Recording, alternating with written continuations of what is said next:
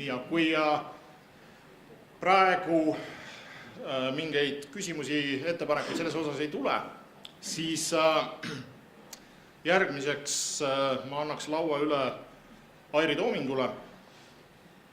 Airi siis teeb ettekande naiskodukaitse võimalikust rollist elanikkonnakaitses.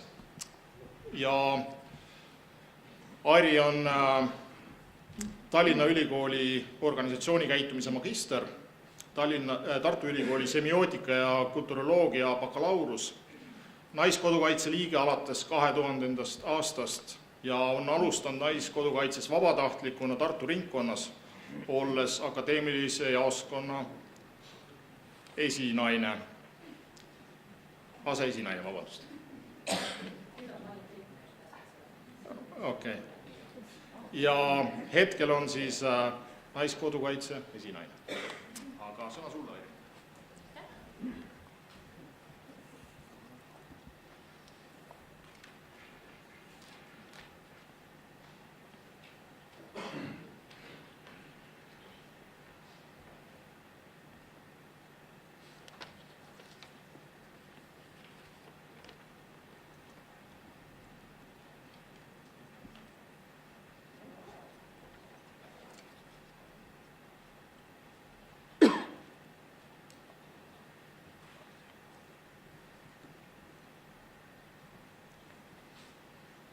Tervist minu poolt, et minu lühitutvustuse tegi juba moderaator siin ära, et lähen siis kohe oma ettekande juurde.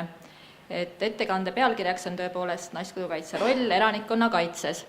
Aga olen oma ettekande selliselt üles ehitanud, et räägin natuke sissejuhatuseks ka sellest, et mis naiskodukaitse täna üldse on ja kuidas ta siis sellisena asetub erinevatesse rollidesse, erinevate ülesannete täitmisesse ja sealhulgas siis ka elanikkonna kaitsesse.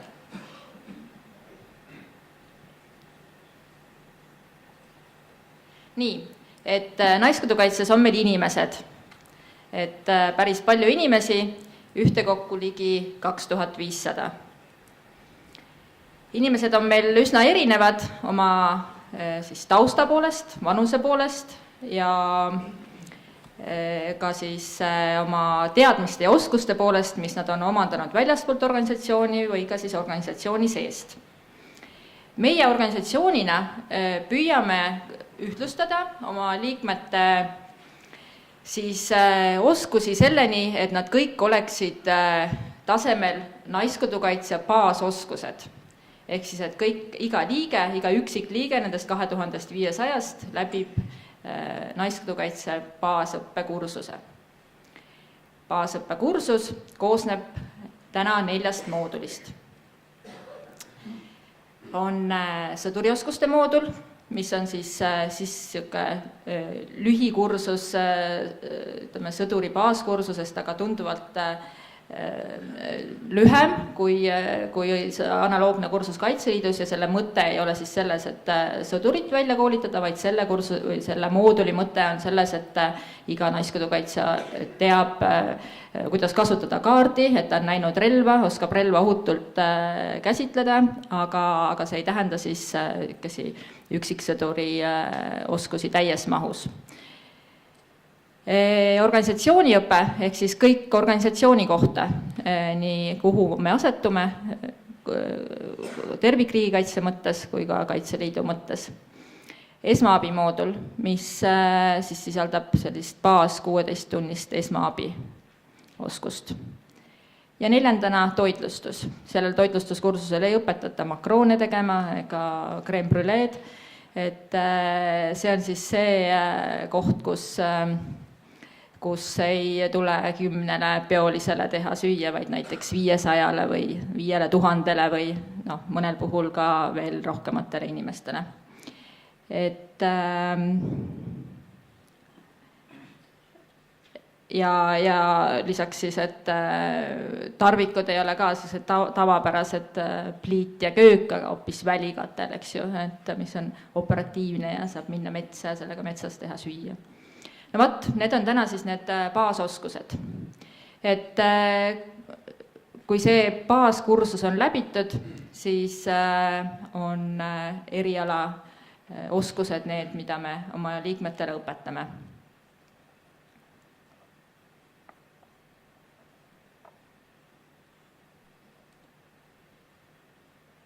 Erialane väljaõpe ja erialast väljaõpet me siis anname vastavalt erialagruppidele, kuhu liikmed kuuluvad. Erialagruppe on meil väga mitu ja nad on siis jällegi, ütleme nii, et nende moodustamine tuleneb sellisest praktilisest vajadusest, et mis meie organisatsiooni ees on seisnud ülesanded, et selle baasilt siis on tulnud ka need erialakursused ja erialarühmad. Et siin on nüüd näha, et siin on 8 erialagruppi, et nüüd ma tasapisi hakkan juba sinna jõudma, kuhu ma jõuda tahan, ehk siis, et meil on naiskodukaitsjad, neil on erinevad oskused, mis tulevad baaskoolitusest ja oskused, mis tulevad siis erinevatest erialakursustest. Et sealt siis tulevad need 2500 väga erivärvilist ühikut, kes meie organisatsioonis on. Nüüd, ega me ei tegele ainult väljaõppega sellepärast, et lihtsalt tegeleda millegagi. Et kõige selle mõte on ikkagi see, et liikmetel oleks rakendus siis riigikaitse kontekstis täpselt nii laia, kui me siis seda riigikaitse mõistet mõtleme. Ja rakendusega on siis niimoodi, et meie liikmete hulgast mingi hulk kuulub nii-öelda sõjaaja üksustesse. Et kui siin Kaitseliidu ülem ennem ütles, et liige saab valida, kas ta läheb siis sõjaaja üksusesse ja läheb Kaitseliitu või läheb naiskodukaitsesse midagi muud tegema, siis ma jällegi siin parandan, et naiskodukaitsesse tulles on täiesti selline legaalne võimalus olla siis nendes rohelistes nii-öelda sõjaaja üksustes ja päris paljud meie liikmed seda ka on, tihtipeale just läbi nende erialade, mida ma siin ennem näitasin, et nad on medikute ametikohtadel, on toitlustusametikohtadel, aga on ka täiesti kõikvõimalikel muudel sõdurid, eriala mõttes, miinipildurid, kuulipildurid, nii edasi. Mingi hulk on siis nendes nii-öelda sisekaitseüksustes, jällegi selle sama loogika alusel, ehk siis, mis ma rääkisin siis nii-öelda sõjaüksuste puhul. Ja nüüd on terve hulk muud. See muu ei ole selles mõttes muu, et see on nüüd see vähem tähtis muu, vaid see on just see, tänu millele me üleüldse nii-öelda siis väärtust omame eraldiseisva organisatsioonina. Et see on see baas ja alus, et kust me üleüldse siis nii-öelda, mille kaudu me naisi saame nendesse samadesse rohelistesse üksustesse, kollastesse üksustesse. Selle baasilt me saame täita ühekordseid projektiülesandeid, olgu need siis sinilillede müümine, anname au kampaanias, olgu need laulupidude toitlustamine, olgu see siis ütleme, et sellises igapäevaolukorras malevaürituste tagamine, erinevad koostööprojektid, mida tehakse. Ja muu hulgas on siis ka see, et me selle muu raames arendame ja hoiame omaenda organisatsioone ja leiame siis neid lisaväljundeid, milleni ma siis nüüd õige pea jõuan. Et kui me räägime sellistest suhtarvudest, siis me oleme võtnud sihiks, et ligi pool pikemas perspektiivis meie liikmeskonnast võiks siis kuuluda sellistesse kindlatesse üksustesse, kindla ülesandega ja see ülejäänud pool oleks siis nii-öelda pisut vabamalt formeeritav jooksvalt erinevate ülesannete täitmiseks. Nii, ja see oli siis nüüd see taust, et selle tausta baasilt on, ma usun, päris sobilik minna edasi ja nimetada sellist märksõna nagu ohutushoiuõpe. Ohutushoiuõpe, see märksõna käis siin juba läbi härra Margo Klause ettekandest, et naiskodukaitse tõepoolest sellise kursuse on välja töötanud, et oleme seda teinud oma varasema väljaõppe baasilt, et meil on olnud ajalooliselt igapäevaturvalisuse kursus, mida me oleme oma liikmetele siis õpetanud.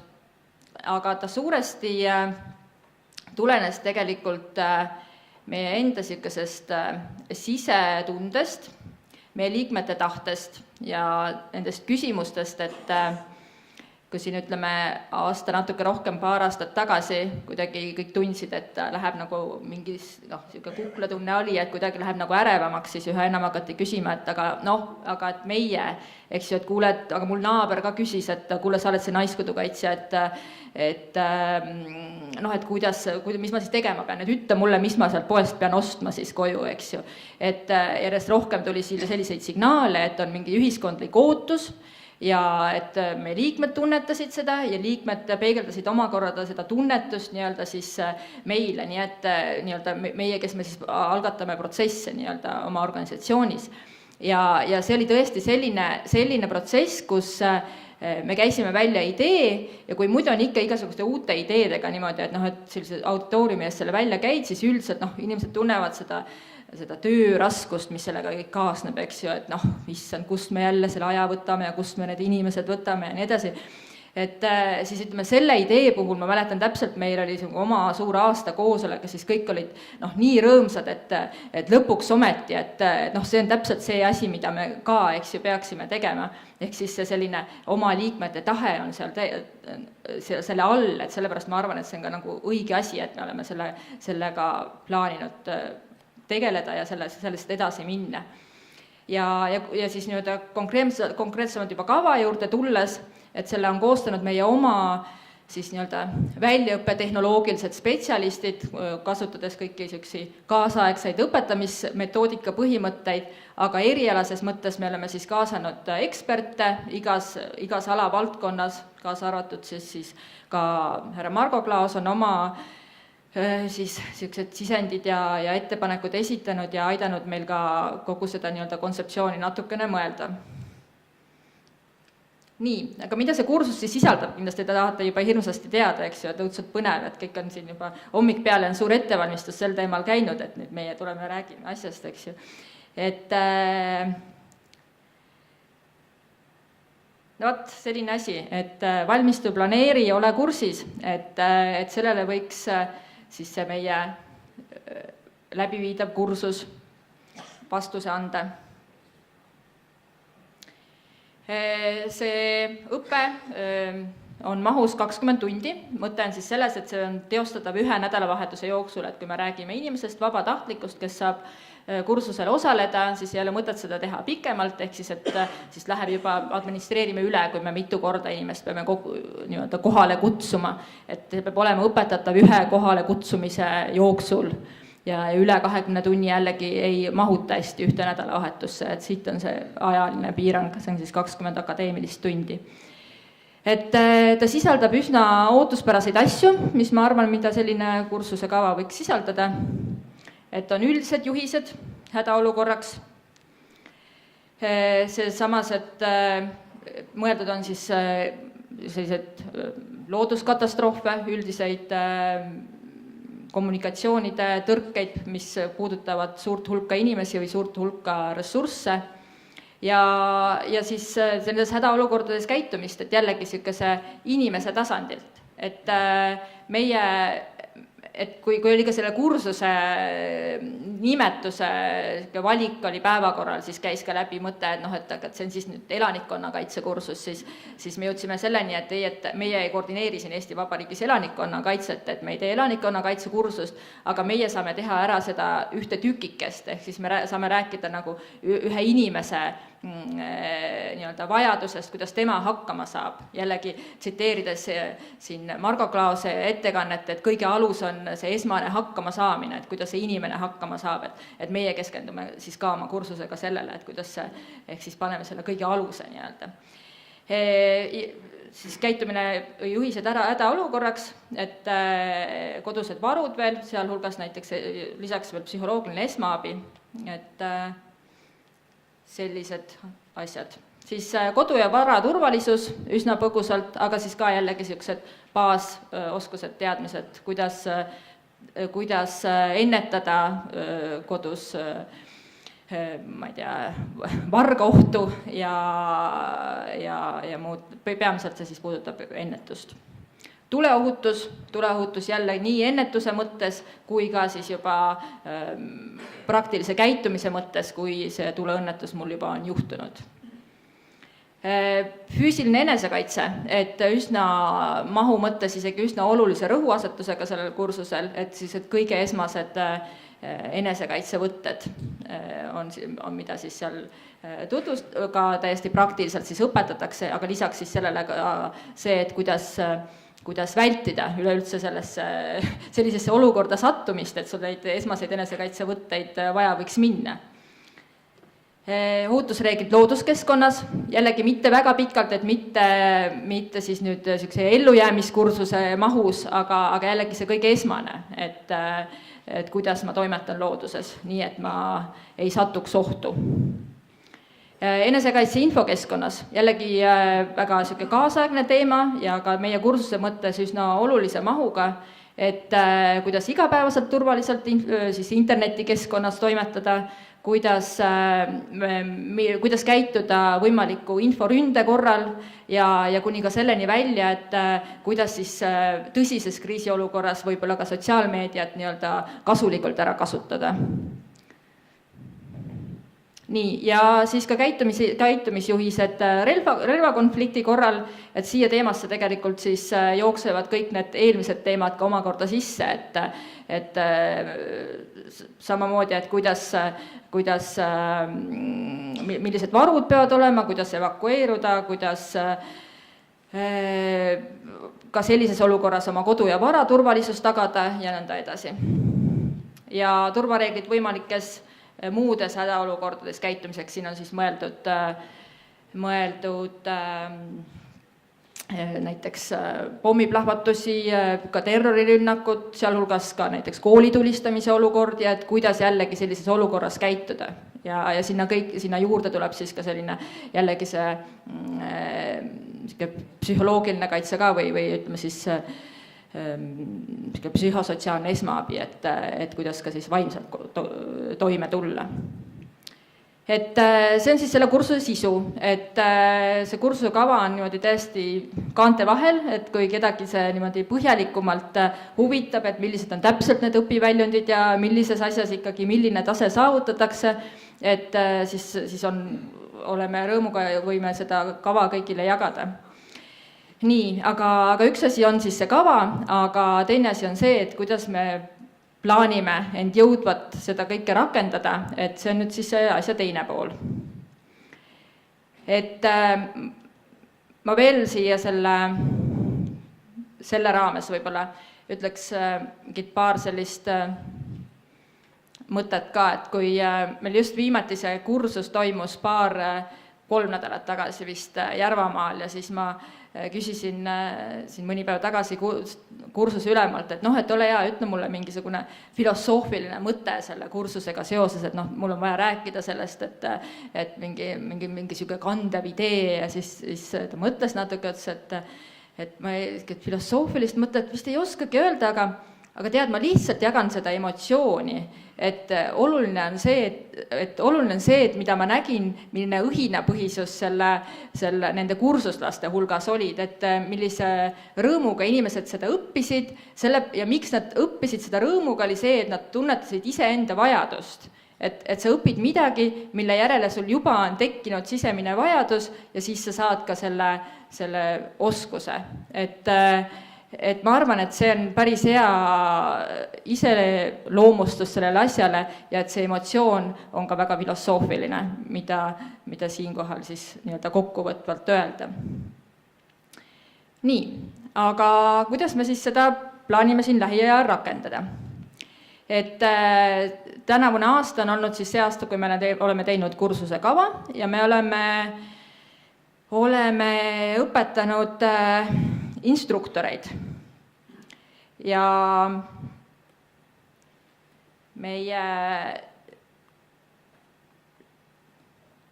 esimene põhimõte nii selle kursuse puhul kui ka tegelikult kogu oma väljaõppe ülesehitamisel on see, et instruktoriteks on oma liikmed. Et seal on väga mitu sükest jällegi sükest põhimõttelist asja, miks me sellest kinni hoiame. Et üks asi on see, et see aitab nii-öelda tervikorganisatsiooni arendada, selles mõttes, et me pakume mingile hulgale liikmetele, kes on juba tavategevusest nii-öelda välja kasvanud, otsivad täiendavaid eneseteostusvõimalusi, et me pakume talle nii-öelda seda instruktori karjääri. Et see on see nagu üks asi, aga teine asi on ka lihtsalt selline nii-öelda ressursi tekitamine nii-öelda, et ega see on jällegi teada, et meil ei tule seda kuskilt, me ei saa seda tellida, et meil on niisugune kursus ja palun, meil on nüüd vajame sellise ja sellise kompetentsiga homseks, eks ju, 15 instruktorit, et ilmselt ei ole kellelgi meile neid eraldada. Ja samas me leiame, et need oskused ja teadmised, mis me selle kursuse baasil tahame anda, on nii baas, et seda tegelikult on võimalik õpetada ärksale siis motiveeritud õpetajale, instruktorile, kui ta saab piisavalt siis neid omakorda nii-öelda instruktori õpet. Ja seda nii siis nii-öelda sisulises mõttes, kui ka siis nende õpetamisoskuste mõttes. Ja tõepoolest siis kogu aeg järgides ka seda, et ainult ei oleks tagatud see, et ta on oma ala spetsialist, vaid et ta oskaks seda niimoodi edasi anda, et see, kes seal siis õppija rollis on, et ta tõepoolest tahab seda ka omaks võtta, sest selle kursuse puhul eriti, igasuguse õppimise puhul muidugi, aga siin eriti on äärmiselt oluline see, et muutuks tema hoiak. Et sellest ei ole kasu, kui ta loeb kuskilt midagi, eks ju. Et me võiksime lihtsalt manuaali alla anda ja öelda, kuidas tuleb käituda, et see on ka kahtlemata vajalik, aga see ei nii-öelda kaasaegse õppija kontseptsiooni kohaselt, see ei taga seda, et ta päriselt seda järgib, tema hoiak ei ole sellest muutunud, mis tähendab seda, et me peame eriti oluliselt tähelepanu pöörama sellele, et me suudaksime tõepoolest ta hoiakut muuta, ehk siis, et ta lihtsalt ei tea, mis tal seal kodus olema peab, eks ju. Et te igaüks teate, et eks ju, pakk seda ja pakk toda, aga et kas te päriselt siis olete läinud poodi ja siis need ostnud ka, et oluline on see, et just nimelt toimuks see selline murrang, et hoiak on muutunud ja inimene päriselt läheb poodi ja soetab endale need varud. See oli siis üks näide, tegelikult kursus muidugi koosneb paljudest erinevatest asjadest. Aga see on siis see, et miks me pöörame palju tähelepanu nüüd instruktorite koolitamisele ja miks me tahame ka seda teha suuresti nii-öelda sisekoolituse baasilt, ehk siis oma inimesi koolitades, et me täpselt ka siis suudame nagu jälgida, et mida ja kuidas nad õpetavad. Meie järgmine siht on see, et see sama moodul saab meie oma liikmete baasväljaõppe mooduliks üheks, ehk siis, et meil ei ole enam 4 moodulit, nagu ma teile siin oma ettekande alguses näitasin, vaid et neid mooduleid oleks 5, et lisandub siis see ohutushoiu moodul. Nii, ja küsimus on nüüd selles, et kui palju ja kui kiiresti, et kas ülehomseks on kogu Eesti elanikkond koolitatud. Et kahjuks pean andma kurvastusega teada, et ei juhtu seda ülehomseks. Et paraku on jah nii, et sellel aastal oleme mõned esimesed väikesed projektikesed teinud, et tõepoolest see ongi siis olnud selle suunitusega, et ennekõike koolitada neid, keda me näeme potentsiaalsete instruktoritena ja tegelikult ka veel järgmisel ja ülejärgmisel aastal me ennekõike tahame koolitada siis neid, keda me näeme potentsiaalsete instruktoritena, et loomulikult kõik, kes kursusele tulevad sooviga, ma tahan saada suureks guruks sel teemal, siis tegelikult ei pruugi see nii minna, et seetõttu me ilmselt ei saa järgmine aasta 120 ja ülejärgmisel aastal 120 instruktorit, aga mingi hulga kindlasti sealt saame. Et need arvud kogu Eesti mõttes ei ole meeletud, aga need on see siuke rahulik rütm on oluline selleks, et me saame selle nagu kvaliteetselt käima. Et aga tõepoolest siis aastal 2019 praeguse plaani järgi me oleme siis võtnud ambitsiooni, et siis iga ringkond ehk siis Kaitseliidu mõttes maleva tasandil olev üksus suudab siis oma kursust läbi viia, et ka seal koha peal on siis nii palju instruktoreid, kes suudavad seda kursust läbi viia. Ei, koolitatavate arv, see ongi see just, aga ma ütlesin, et see on koolitatavate arv, eks ju, aga aga et me veel ka ülejärgmine aasta siis võtame selle suuna, et me pigem kutsume kursustele neid, kellest võiks saada potentsiaalselt instruktorid, aga nad on siin kursuse kontekstis ikkagi koolitatavad. Et siin need arvud on tulnud sellest, et jällegi me ei saa ka ühele kursusele väga palju inimesi võtta, et jällegi selleks, et tagada see, et ta ei oleks lihtsalt nagu loeng, et ta on ikkagi aktiivõppemeetoditega, mis iganes, et siis me ütleme, et optimaalne arv ühel kursusel on 15 inimest ja kui me võtame järgmisel aastal oleme plaaninud teha 8 kursust, et siis tulebki 120 inimest, et tegelikult meie jaoks nagu korralduse mõttes on 8 kursust kõikide muude asjade mõttes väga palju, aga siis kui me vaatame väljundit, et kogu selle suure pingutusega sain siis ainult 120 enam-vähem hakkama saavat inimest, eks ju. Aga et kuskilt peab alustama selles mõttes.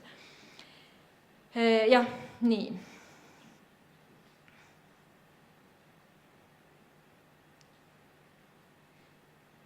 Et see on siis meie selle õppekava kohta, et see võiks, või mulle tundub, et tänasesse meie oma organisatsiooni siis igapäeva asetub üsna kenasti, et sellise kavaga ja sellise plaaniga, nagu me oleme seda siis mõelnud teha, ma usun, et me saame ka selle asja teostatud. Nüüd, kui vaadata, siis nüüd see on üks konkreetne siis väike lüli, eks ju, et kui vaadata veel neid ka mõtteid, mis siin käisid läbi eelnevatest ettekannetest, et tegelikult elanikkonnakaitses on palju nüansse, et siis minu sõnum peamiselt ongi see, et meil on liikmed, nendel on tahe, nendel on mingisugused väljaõppelised oskused, mis nad on siis oma nende põhibaaoskuste ja ka erialaoskuste raames saanud ja selle baasilt on siis võimalik koondada neid erinevaid ülesandeid täitmas. Ja nüüd üks hea näide jällegi, mis on tegelikult tulnud jällegi siis ei ole jälle kuskilt ülevalt poolt otseselt ülesandena tulnud, vaid ühe maleva baasilt tegelikult välja kasvanud, on teema evakuatsioon. Et see on nüüd see, et jällegi me ei ole plaaninud ja ei ole veel täna ära teinud seda, et me suudaksime vajadusel kogu Eesti elanikkonda evakueerida, et kaugel sellest. Et see teema on siis Tartu maleva pealiku initsiatiivil päevakorda tulnud ja Tartu naiskodukaitsjate siis kahel korral järgi proovitud ja ka kontseptuaalselt välja mõeldud, et kuidas peaks siis üks evakueerimine, perede evakueerimine välja nägema ja on tehtud seda siis ühe siis suurõppuste raames, kus on Kaitseliidu liikmete perede, ehk siis täpsemalt või siiani küll siis laste evakuatsioon läbi viidud, et ja nende siis ka praktiliste kogemuste baasil enne neid ja ka pärast neid on siis ka niisugune väike kontseptsioon kokku pandud, et mis on siis vaja selleks ja kuidas see siis välja näeb. Et tõepoolest siis on ära kirjeldatud need etapid, et info kogumine ja ohutu sihtpunkti leidmine kusagil mujal, vajaliku varustuse hankimine, transport ja siis, kui see kõik on tehtud, et ka see evakuatsioonilaagri toimimine, et me ei saa lihtsalt inimesi kuhugi kokku ajada, et seal peab siis nagu toimuma tegevus, ja see kõik peab niimoodi, eriti kui me räägime lastest, et see peab olema kõik väga niimoodi hoitud kätes ja sellest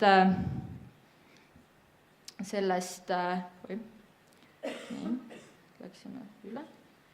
Et sellest tuleb siis jälle niisugune kena pilt, mis illustreerib minu seda eelnevat filosoofiat, mida ma siin olen üritanud edasi anda, ehk siis, et naiskodukaitsjad on erinevate erialaste oskustega ja neid on võimalik siis kokku panna erinevate ülesannete täitmiseks. Et selle sama evakuatsiooni puhul, et sisuliselt seal on vaja juhti, et meil on olemas oma organisatsioonis palju juhtimiskogemusega inimesi, kes on oma rakukesi juhtinud ja seda harjutanud aastaid, Sinna on vaja, ütleme siis, info haldajaid, näiteks staabiassistantide näol, sinna on tarvis meditsiiniabi, meditsiiniinimeste näol, seda on kõike vaja toitlustada ja kui me räägime lastest, et nende lastega peab keegi tegelema, näiteks on kenasti võimalik noortejuhid ära kasutada.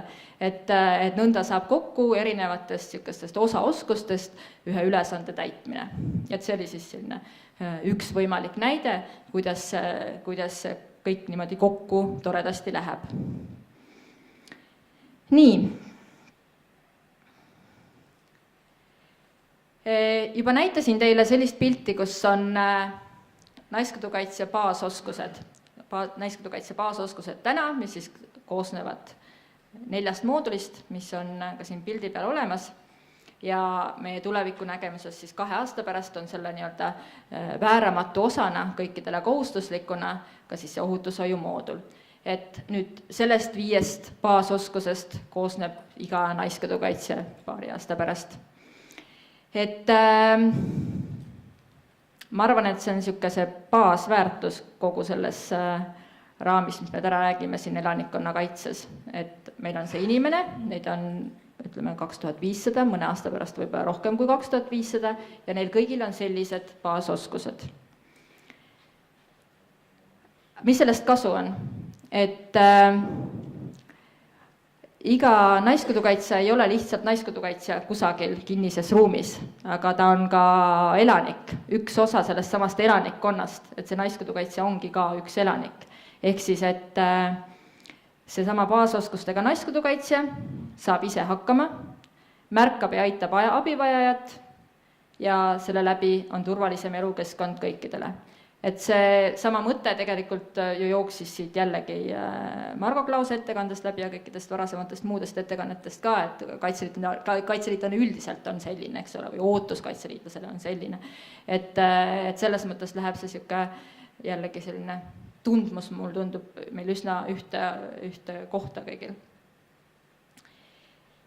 Nii siis üks pool sellest, mis sellest kõigest kasu on see, et see naiskodukaitse ise üksikindiviidina on kasulik lüli ühiskonnale. Tänu temale, sellele, et ta võib-olla mitte ainult see, et ta ise saab hakkama, vaid see sama nii-öelda ka naabri ootusele vastamine, et ma märkan ka seda, et kuidas sellel memmel seal metsatares läheb, et ma panen tähele võimalikke nii-öelda mitte veel ohtlikke olukordi, aga ohupotentsiaali ja kõik see, et see iga üksik natuke turvalisem lüli, kes siin tänaval või kuskil meil ümber liigub, et sellest juba on suur abi, et ühelt poolt siis iga naiskodukaitse on elanik ja teiselt poolt meil on siis ka väga konkreetne võimekus täita ülesandeid, et meil on igasuguseid naiskodukaitseid, selliseid rohelisi tükikesi, selliseid siniseid tükikesi, selliseid tükikesi, selliseid tükikesi,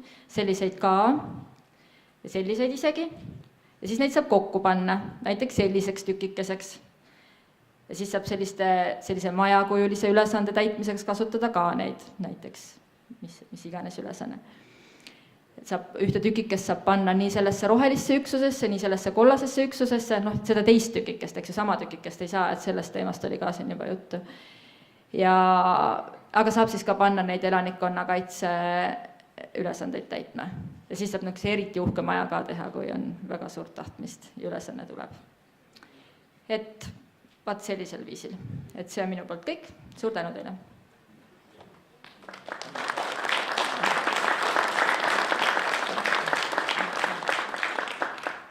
Suur tänu, me saime väga hea ülevaate, mis naiskodukaitse selles valdkonnas teeb ja tuleb välja, et teil on päris palju tükikesi, mis on juba tehtud ja päris palju tükikesi, mis on konkreetselt elanikkonna valdkonnas siis tegemisel, kus te veel olete suhteliselt alguses, aga suund on väga selge. Et kas on saalis praegu mingisuguseid mõtteid, küsimusi naiskodukaitsele?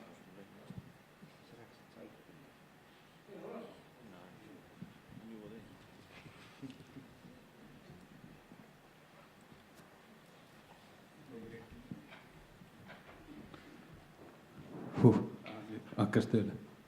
Tegelikult on Airi, et mida mina ütlesin, oli see, et naised ise määratlevad ära, kuhu nad tahavad minna.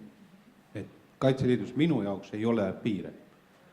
Et see, kui te olete Naiskodukaitses oma identiteedi poolest, aga tahate kuuluda sõjaüksustesse, täiesti okei. Ei ole mingit piiri. Küll aga ma tahan küsida seda küsimust. Ühel teie keskkogul esitasin ma teile teatud väljakutse. Ja see, mis sa praegu näitasid, need kursused, see näitab seda, et teil on tegelikult olemas täiesti praktilised väljundid, mida te õpetate. Ja ma tegin teile väljakutse koostada väike käsiraamat, sest see oleks ka üks võimalus paralleelselt liikuda ja neid sama oleks meelest ära, mis see siis oli? Ohutushoid, jah.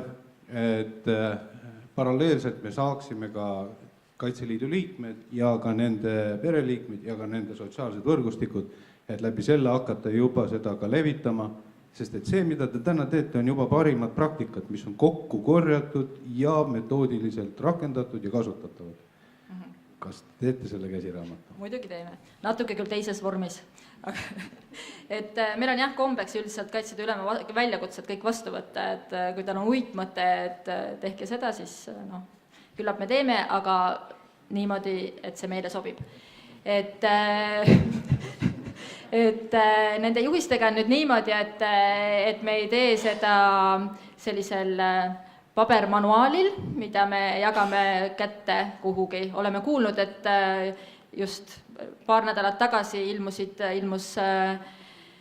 siis nii-öelda see varude nimekiri või et me ei hakka nii-öelda kedagi dubleerima, et meil on palju innovaatilisem idee, et on plaan siis järgmisel aastal väikest eeltööd oleme juba teinud, et teha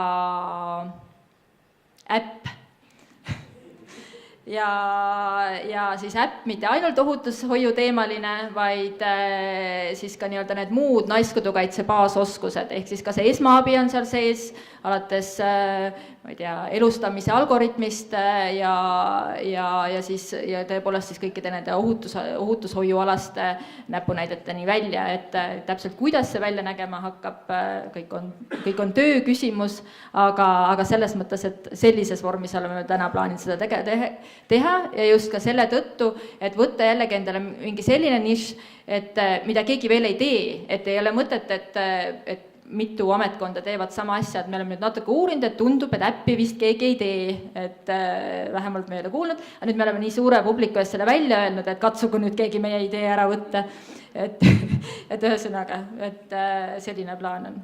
Et see on siis tõesti, see oleks suunatud siis kogu Eesti elanikkonnale, et kui me koolitada ei jõua homme ja kõiki, et siis selle äpi abil me ikkagi siis saame igale ühele oma väikese tükikese meie üliväärtuslikust teadmisest anda ja oskusest.